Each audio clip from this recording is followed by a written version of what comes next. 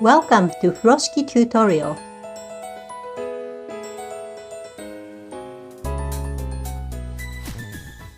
I will show you how to make a teardrop-shaped bag using Furoshiki. This Furoshiki is 36-inch square. I'm gonna lay it down, wrong side down, right side up.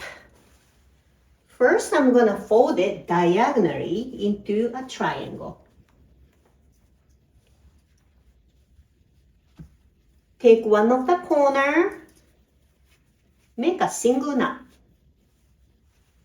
Take the other corner, make a single knot. About the same length. It doesn't have to be exactly the same length. And now I'm going to flip it inside out. Then you get this pretty teardrop-shaped bag. Let's pretend this is something I have to carry. And all you have to do now is just tie the top into a small square knot. Like this. You can carry this like a shoulder bag to keep your hands free.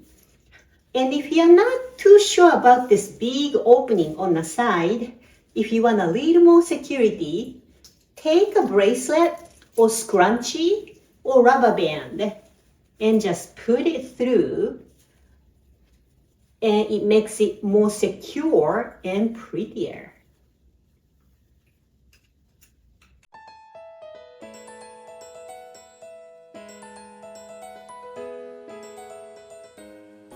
I will show you how to make a teardrop